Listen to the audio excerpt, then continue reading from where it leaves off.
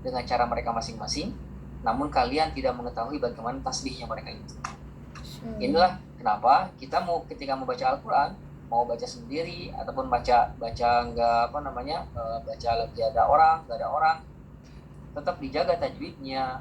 Bukan berarti pas lagi sendiri hancur belepotan kayak suara lebah atau nyamuk atau suara lalat.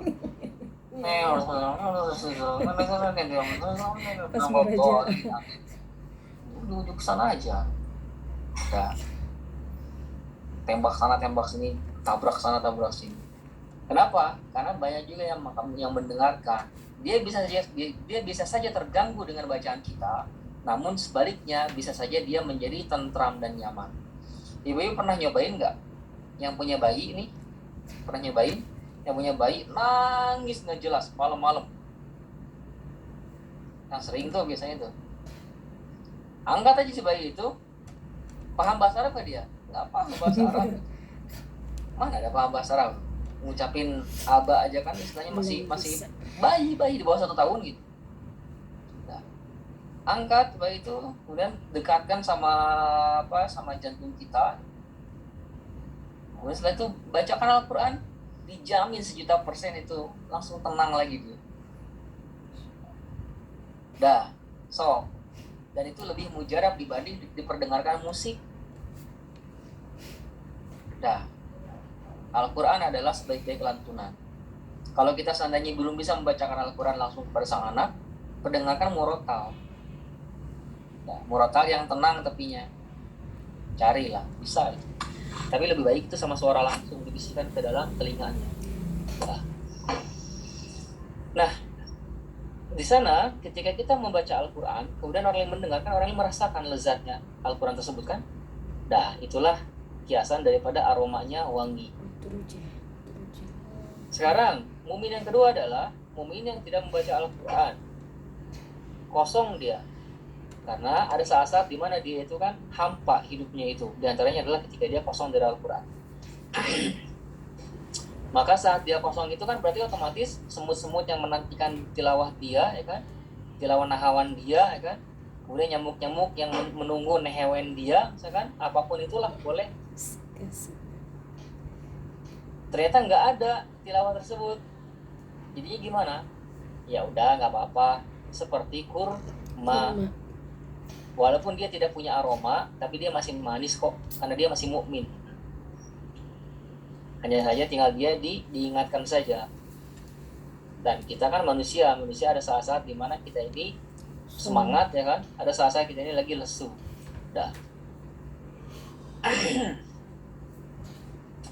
Lawannya mukmin apa? Munafik.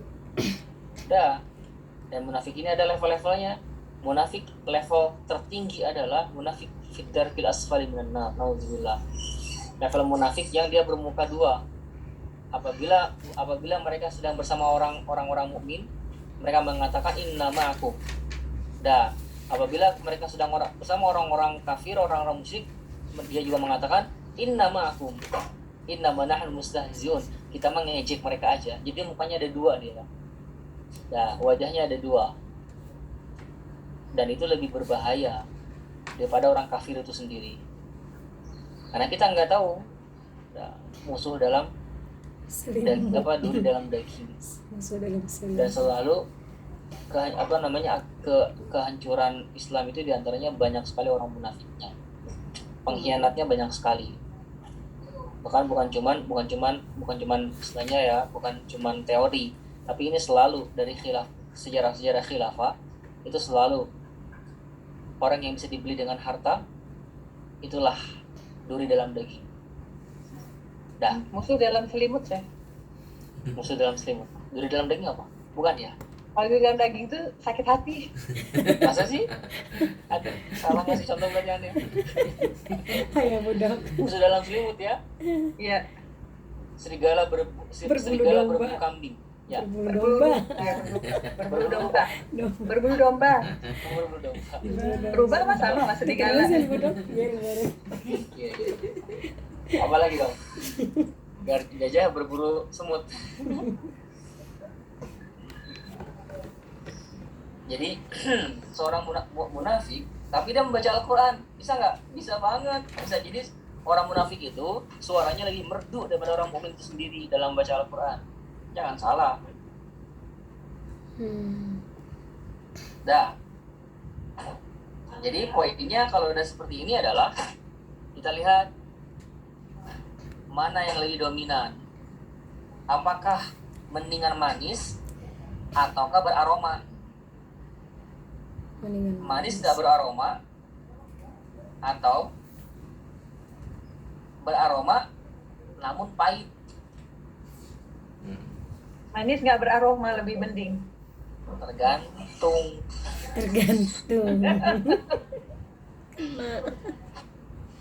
Kalau manis nggak beraroma itu nggak bisa menyembuhkan dibanding dengan yang pahit walaupun dia nggak beraroma. Milih mana, Bu Dok?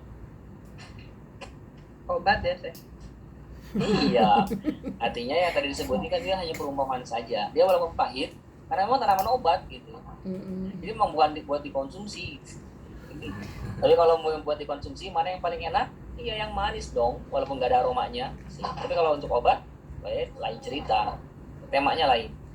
Jadi intinya tergantung. Sekarang kita lagi ngomongin tentang kita mau mengkonsumsi. Karena Rasulullah lagi motivasinya adalah untuk mengkonsumsi makanan. Seorang munafik yang membaca Al-Quran bisa jadi dia suaranya itu lebih lezat dibanding orang mukmin sejati. Kalau orang mukmin sejati pas baca Al-Quran bisa aja dia itu bacanya pales ya kan. Udah nggak apa-apa walaupun nahawan jadi nehelen atau jadi nihiwin pun udah. Tapi kalau dia menyandang gelar mukmin dari langit itu lebih baik dibandingkan suara selezat apapun itu. Suara juara satu dunia planet bumi dan planet bulan misalkan, pokoknya seluruh planet itu dia adalah juara satunya. Belum ada saya. Tapi kalau seandainya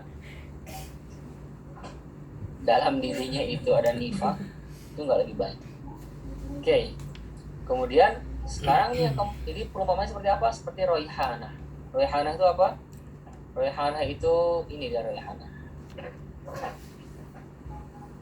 Kirim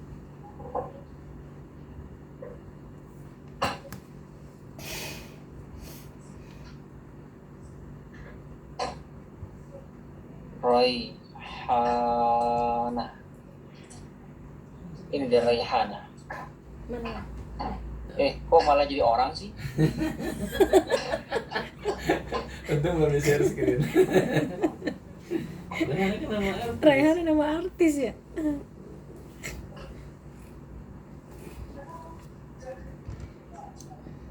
Kok malah jadi Rihanna?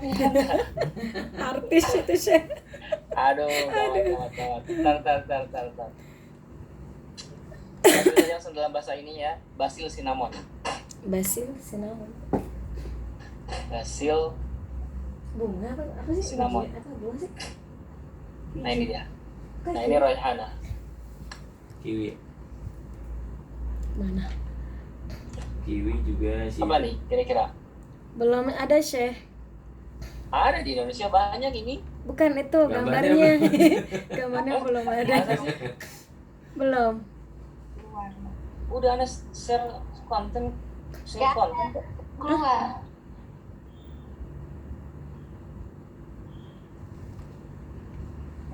Sekarang ada. Sudah ada. Nah ini dia Raihana. Basil. Ada Apa nih kira-kira nih? bunga, teman. Iya bunga. Basil cinnamon. Basil basil cinnamon.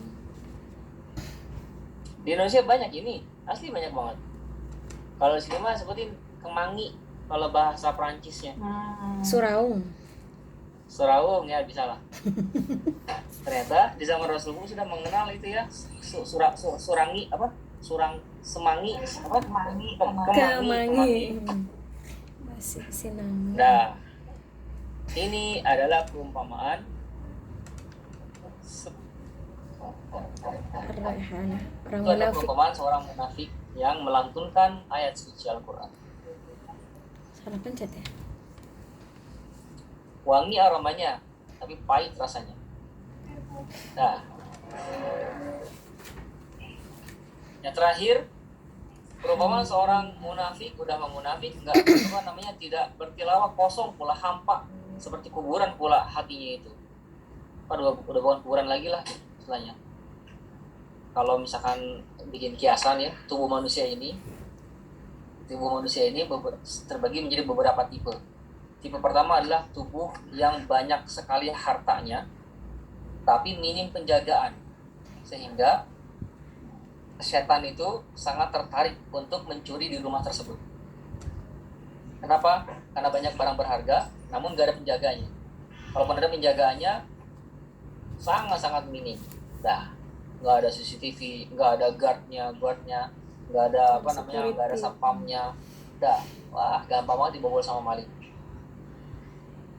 Sama tipe yang kedua, tipe tubuh kita ini seperti rumah yang banyak sekali barang berharganya, namun penjagaannya juga berlapis-lapis dia. Dah, maling mau maling mikir dulu dia, karena hampir dipastikan 99% dia kembali balik tinggal nama kalau mau mencuri tempat tersebut.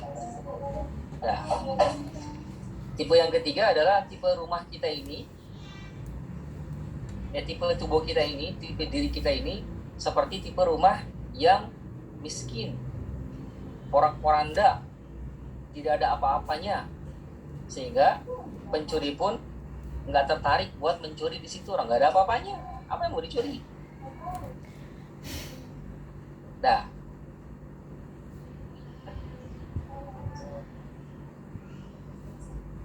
Dah, 3 itu berarti tipenya. Nah, sekarang kita kira-kira tipe yang mana nih? Seorang mukmin itu pilihannya cuma 2, antara tipe yang pertama sama tipe yang kedua. Dia punya barang berharga, tapi dia minim penjagaan atau penjagaannya maksimal. Sedangkan orang kafir itu tipenya yang ketiga, artinya dia nggak bakal diganggu sama setan. Kenapa? Setan juga nggak tertarik buat ngeganggu dia, buat ngegoda dia. Makanya yang digoda sama setan itu orang-orang yang biasa ke masjid, orang-orang yang biasa saum sunnah, orang-orang yang biasa menjaga sholat, orang-orang yang biasa melakukan ketakwaan lain. Nah, terus yang membentengi dia dari setan adalah minimalnya al-isti'adzah, lafaz isti'adzah. Ya, Al-Quran itulah benteng. Oke. Jadi yang keempat ini adalah orang munafik dan tidak membaca Al-Quran, merupakan seperti buah namanya Hanzalah. Hanzalah itu nama sahabat juga namanya Hanzalah. Ada nama sahabat namanya Hanzalah. Okay. Siapa itu Hanzalah, yang tahu? Hanzalah adalah seorang sahabat yang sangat istimewa, yang untuk bisa menikah itu benar-benar penuh perjuangan. Tapi pasnya dia menikah, setelah dia menikah, baru mau malam pertama dia, kemudian setelah itu dia dalam posisi junub, ada kumandang takbir untuk perang. Akhirnya dia pun nggak sempat mandi junub dulu. Baru saat itu dia berperang, syahid dia. Syahid pada malam pertama. Dalam keadaan junub. Kemudian setelah itu Rasul bersabda, dia dimandikannya langsung sama para bidadari. Itulah Hanzalah. Oke. Kisah lebih lanjut hubungi dokter. Oke. Tapi kalau di sini namanya nama buah ya, buah kan nama sahabat. Ini dia Hanzalah.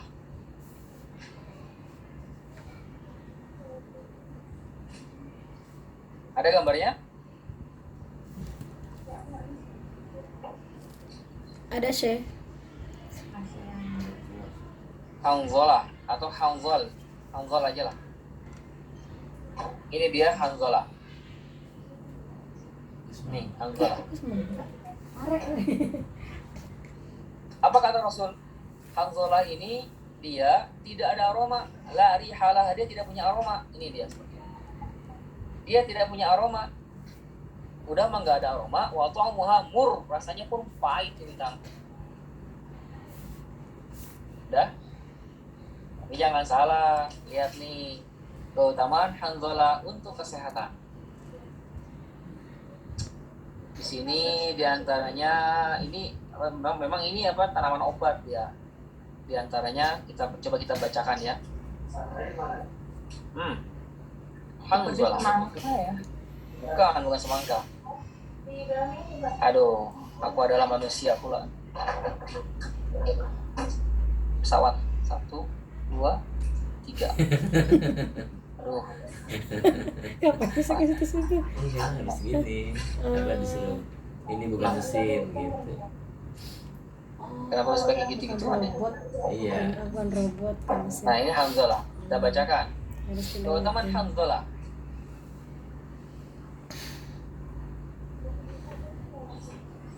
Pertama adalah untuk pencernaan. Ya, yang pertama nomor satu itu adalah Usahil Amalia Al-Hadam. Samaan. Ya, maksudnya berbicara tentang pencernaan. Untuk yang punya masalah pencernaan, nah inilah Hanzalah. Kemudian yu'alij alaq al-mufasil warumatizm. Apa nih? Apa ya ini ya? Rematik bukan mengobati. Yo alim sama Faldo. Ini kayaknya masalah otot deh. Iya.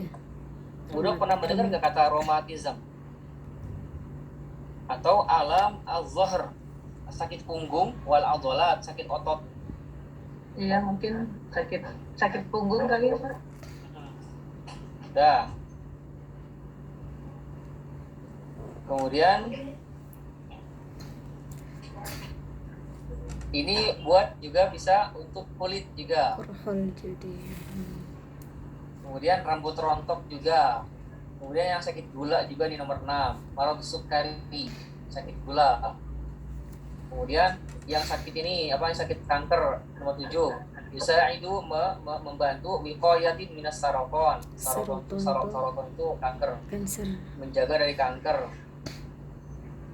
Dah. Tapi di sini ada keutamaan, ada juga di sini al-dhurur itu adalah pantangan. Di antaranya awas jangan yang hamil jangan. Dan yang lainnya lah. Kayaknya nanti babnya khusus. Intinya adalah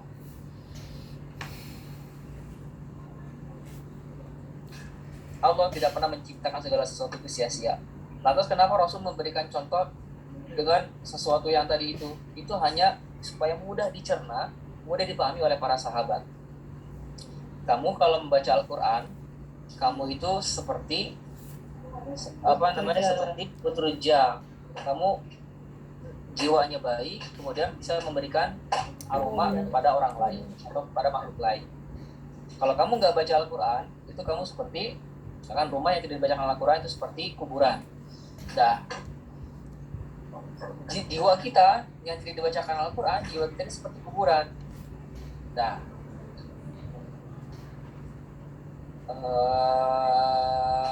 hampa, hening. Nah, itu kan kita jadi mudah memahaminya.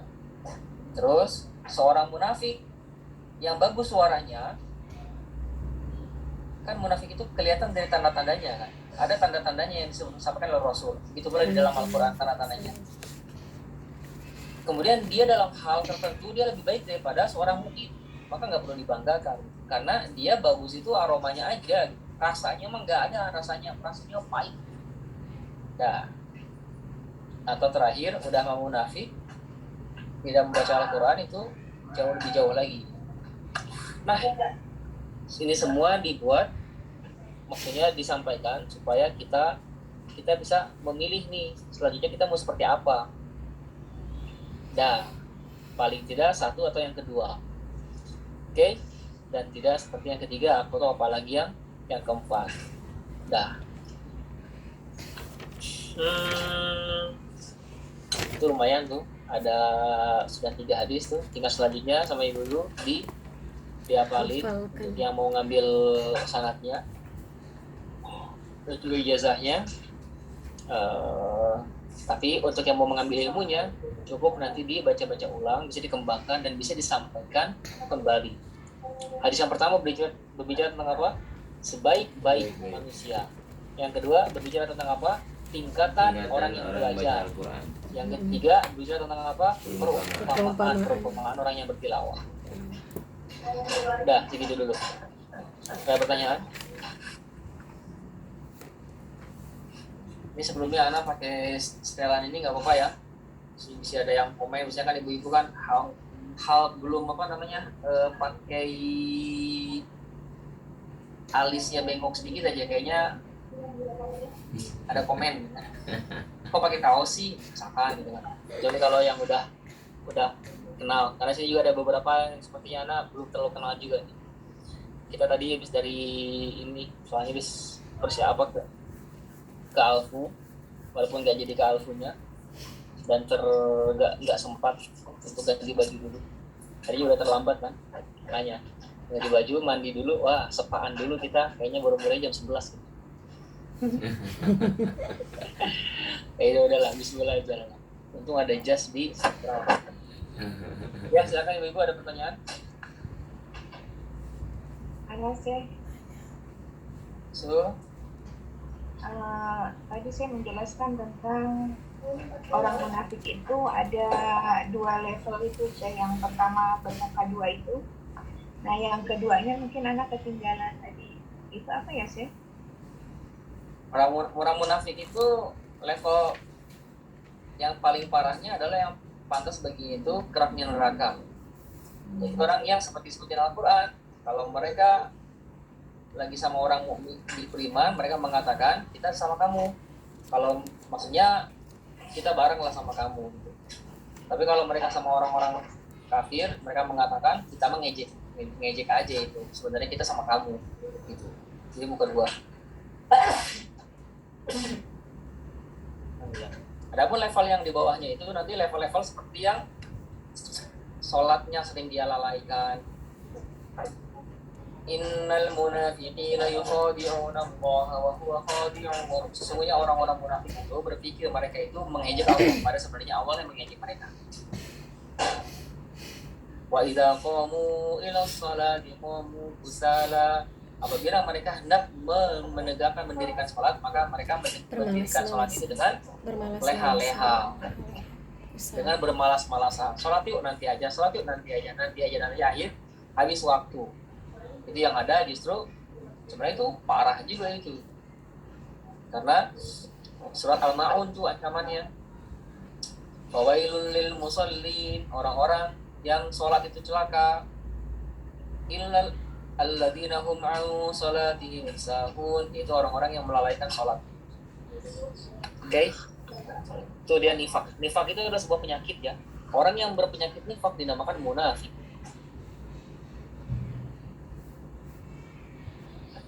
Oke.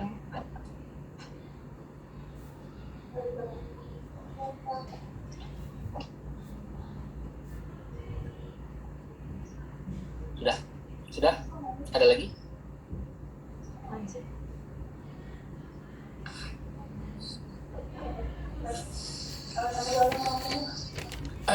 Di sini ada banyak ya. Sementara ini kajian terbanyak setelah Dauman. Alhamdulillah.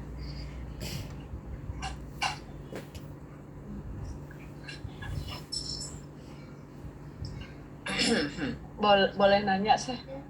Bu Rizka, boleh, iya. silakan. Melanjutkan yang tadi, yang munafik yang melalaikan soal sholat. Ya. Nah, ada beberapa itu bilang, saya bilang kenapa pada saat waktu sholat kebetulan sedang berada di luar, tapi bukan safar, cuman berada di luar seperti di restoran gitu. Ada beberapa saya bilang kenapa nggak sholat karena udah azan. Katanya yang penting itu zikir, kita selalu mengingat Allah. Itu gimana itu Ustadz? Tapi dia tidak mengerjakan sholatnya gitu. Itu apa munafik juga? Tapi katanya dia yang penting mengingat Allah gitu. Karena kalau mau sholat katanya takut kotor di situ atau ada apa gitulah.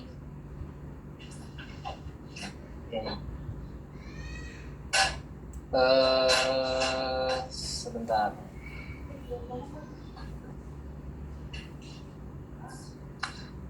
Itu saya sebenarnya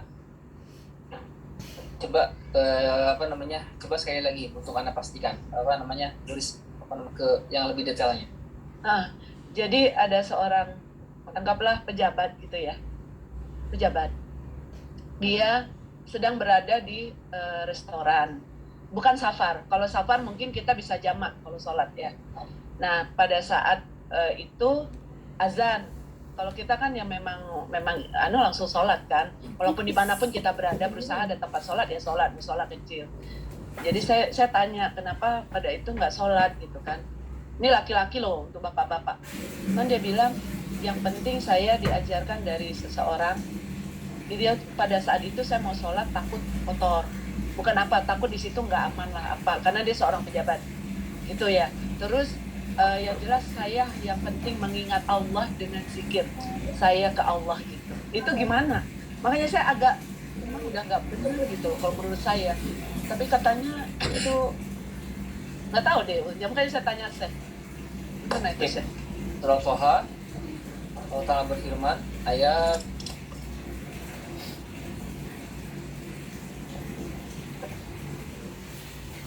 Surah Thaha surat ke-20 ya.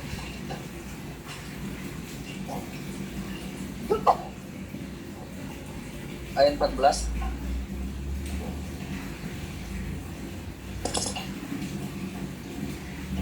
Itu jawabannya berislah.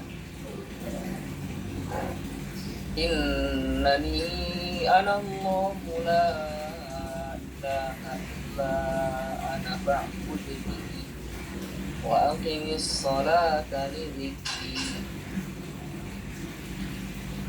Sesungguhnya aku ini adalah Allah, tidak ada Tuhan selain diriku, kata Allah. Fa'budni, maka sembahlah aku. Kata-kata maka sembahlah aku ini bentuk Allah Ta'ala itu cinta sama hambanya, bukan bentuk Allah butuh sama hambanya. Karena nanti ada di dalam hadis qudsi, kalau seandainya seluruh makhluk jin dan manusia yang insafum wa jinnakum awwalakum wa akhirakum, yang paling pertamanya dan yang paling terakhirnya, mereka semua berada dalam posisi yang paling orang yang takwa, seperti orang paling takwa di sana. Kemudian semua orang manusia jinnya awal paling pertama paling terakhirnya semua itu berada dalam kondisi takwa seperti orang yang paling takwa tersebut. Itu sedikit pun tidak akan bertambah keagungan Allah Ta'ala karena Allah sudah maha agung. Begitu pula kalau seandainya seluruh manusia dari awal sampai akhir dan jin dari awal sampai akhir itu semuanya berada dalam kondisi durhaka seperti durhakanya orang yang paling durhaka. Semuanya itu durhaka dari awal sampai akhirnya itu jin dan manusianya itu sedikit pun tidak akan mengurangi dari kekuasaan Allah Ta'ala, kekayaan, kehebatan, keagungan Allah Ta'ala. Artinya di sini ketika sebutin sedikit tafsirannya dulu supaya kita jangan salah menafsirkan, ya Allah butuh sama hambanya nih, fa'budni maka sembahlah aku. Kamu butuh sama enggak? Justru Allah tuh pengen menunjukkan karena sayangnya sama hambanya. Maka lakukanlah SOP itu sebagai manusia yaitu wa ma khalaqtul jinna wal insa illa liya'budun, yaitu beribadah. Fa'budni, bersembahlah aku, dan wa aqimis sholata, dan dirikanlah sholat, tegakkanlah sholat,